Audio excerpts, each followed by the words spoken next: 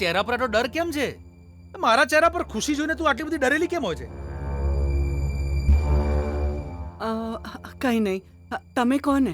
મારા માટે, તારા માટે, બંને દીકરીઓ માટે, સગા સંબંધીઓ માટે એક મોટી ખુશખબરી છે.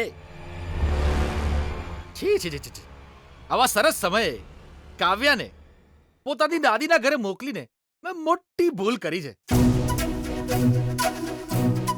મેં ખોટું કર્યું ને સુશીલા? હવે હું શું બોલું? તમારી સાથે કંઈ પણ વાત કરતા ડર લાગે છે. ખોટું નથી કર્યું, સાચું જ કર્યું છે. ક્યાં છે પેલી ગીતા? અલી એ ત્યાં ઊભી ઊભી શું કરે છે? અહીંયા આમ સામે આવ. અહીંયા ઊભી રહે. જો સુશીલા, ભલે કાવ્યાના લગ્નમાં આવે કે ના આવે, આપણા ગામમાં એની દાદી સાથે રહે એ જ સારું છે. કેમ કે અહીં શહેરનું આ વાતાવરણ છોકરીઓને બગાડી નાખે છે ને એનું ઉત્કૃષ્ટ ઉદાહરણ છે આ તારી દીકરી ગીતા. કઈ ખુશખબરીની વાત કરતા હતા? હા સુશીલા, બધું જ નક્કી થઈ ગયું છે. હવે ગીતાના લગ્ન ડાયરેક્ટ મંદિરમાં જ થશે.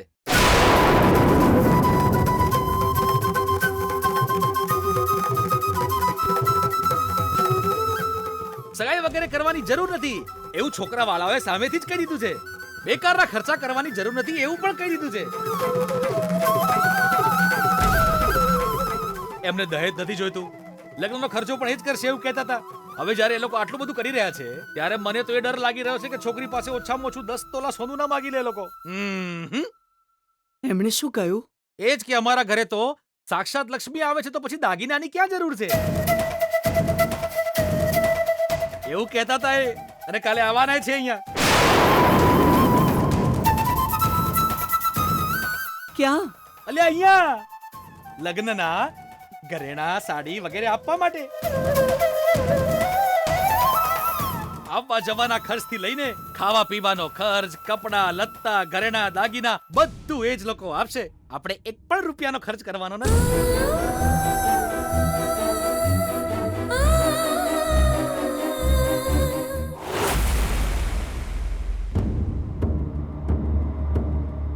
ભાનુ,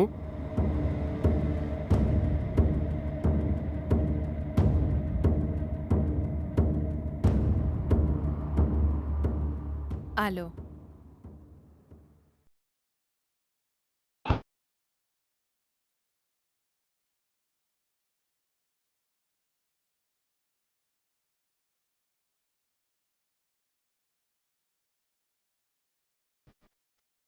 તારા ચહેરા પરની ચમક ગાયબ કેમ થઈ ગઈ ભાનુ? દુઃખી ચહેરા પર ક્યારેક ક્યારેક આનંદ આવી જાય, છતાં દુઃખી મનને ઠીક થતા વાર તો લાગે જ ને. એટલે જ જબરજસ્તી આવેલો ચહેરા પરનો આનંદ થોડી વાર સુધી જ રહે છે. મારી વાતોને હજુ પણ યાદ રાખીને તો દુઃખી થઈ રહી છે ભાનુ.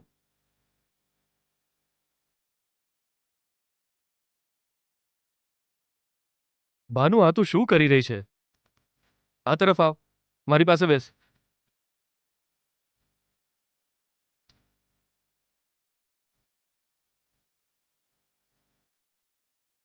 તું આવી રીતે કેમ જોઈ રહી છે ભાનુ? તું જે ઈચ્છી રહી હતી એ બધું જ થઈ રહ્યું છે ને? છોકરીવાળા સાથે બધી વાતો થઈ ગઈ છે ને?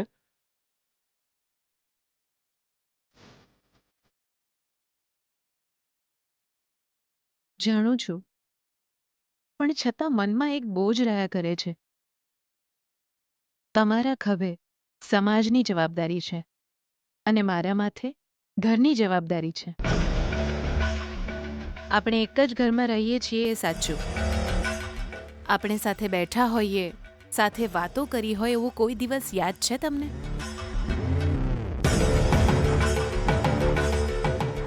હા, એ યાદ નથી ને? હું આપણા સંતાનોના વિશે વાત કરું છું અને તમે રાજનીતિના વિશે વાત કરો છો. માત્ર ગુડ મોર્નિંગ કહીને તમે કામ પર નીકળી જાઓ છો અને ગુડ નાઇટ કહેવા રાત્રે ઘરે આવો છો. આપણે કામમાં એટલા બધા બિઝી થઈ ગયા છીએ કે પહેલાંની જેમ એમની સાથે બેસીને પ્રેમથી એમની સાથે વાતો કરતા હતા એ બધું હવે નથી કરી શકતા. હા, સાચું છે. એના ઉપર આ વિજયનું ટેન્શન. કોઈને મારા પર ભરોસો જ ના રહે ત્યારે શું વીતે છે એનું દુઃખ મારાથી વધારે બીજું કોણ સમજી શકે?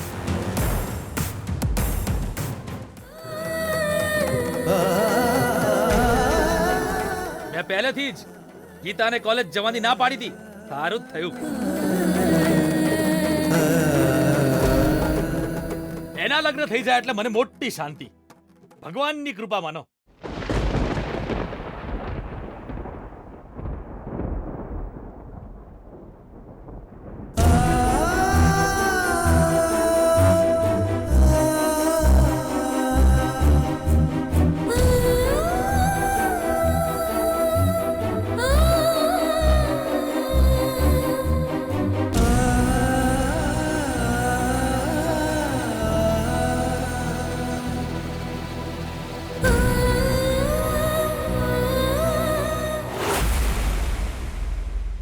તમારે મારી સાથે રહેવું પડશે.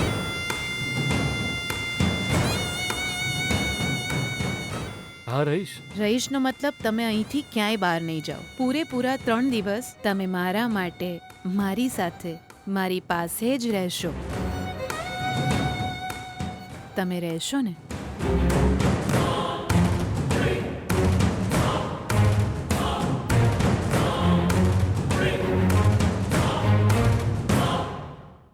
મને ખબર છે તમે કેટલું વિચારી રહ્યા છો.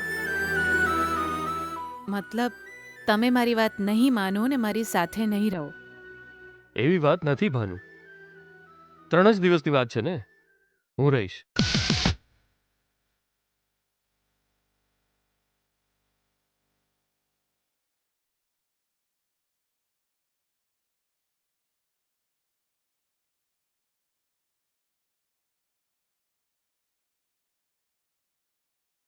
ખરેખર? 100% ભાનુ. ખરેખર હું મારી બધી જ એપોઇન્ટમેન્ટ કેન્સલ કરી દઈશ.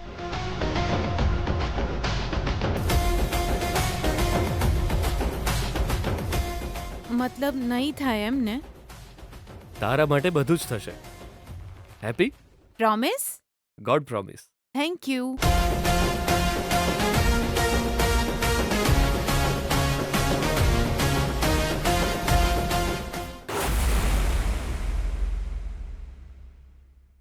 ગીતા, જલ્દી રેડી થઈ જા. છોકરાવાળા આવતા જ હશે.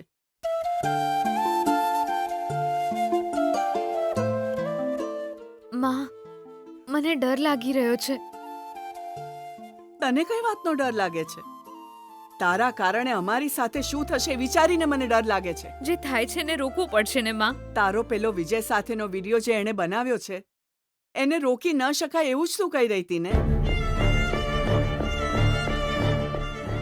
માં, હું તો રોકવાની વાત કરું છું પપ્પાને. હો, પણ શેના માટે? મારા લગ્ન ન કરાવે એટલે. એક વિડિયો જોઈને તમે લોકો મારા લગ્નની ઉતાવળ કરી રહ્યા છો. એવું કરવું જરૂરી છે ગીતા, બહુ જરૂરી છે. આજે એ છોકરીનો વિડિયો જોયો, કાલે તારો વિડિયો પણ જોશે. ત્યારે શું થશે તને જરાય અંદાજ નથી. ત્યારે તું જાતે લગ્ન માટે તૈયાર હોઈશ પણ તને કોઈ સ્વીકારશે નહીં.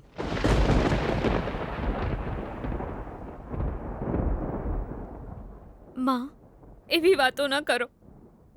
મેં જે ભૂલ નથી કરી એ વાતની પણ મારે સજા ભોગવવી પડશે. હવે શું કરું? આ વિડિયોની વાત હું વિજયના પપ્પાને કરી દઉં? જુઓ તમારો દીકરો કેવો રાક્ષસ છે, આવું કરે છે. અથવા ચૂપ રહીને એને જવા દો માં. કંઈ કરવાની જરૂર નથી. ચૂપચાપ જે થઈ રહ્યું છે એને સ્વીકારી લે. બધું ઠીક થઈ જશે. પણ લગ્ન પછી હું ભણી નહીં શકું માં. તું ગમે તે કર પણ આ લગ્નને ટાળી દે માં. હું ભણવાનું પૂરું કરી લઉં પછી. મારી માં, જો જીવીશ તો આગળ ભણી શકીશ, પણ જો જિંદગી જ બરબાદ થઈ જશે ભણીને શું કરી લઈશ?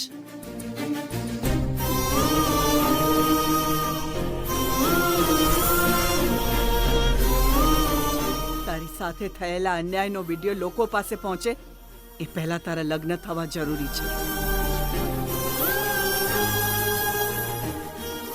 ત્યાં સુધી તારે મોડું બંધ રાખવું પડશે.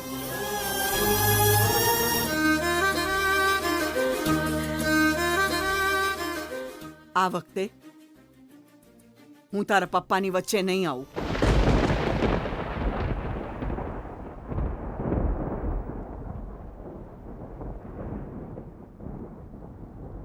તો પછી મારી જિંદગી?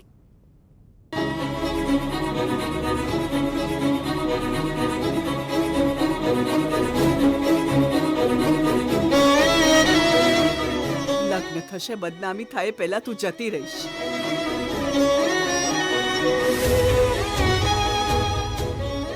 પછી બદનામી થશે તો અમારી થશે.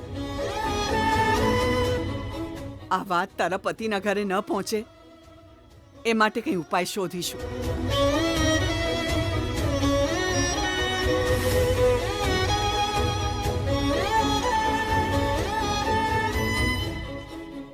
આ શહેરમાં તારા લગ્ન શાંતિ થવા જોઈએ.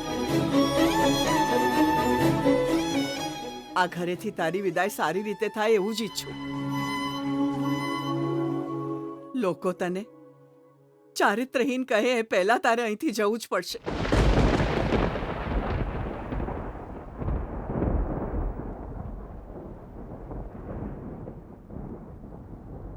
એટલે તારે લગ્ન કરવા પડશે.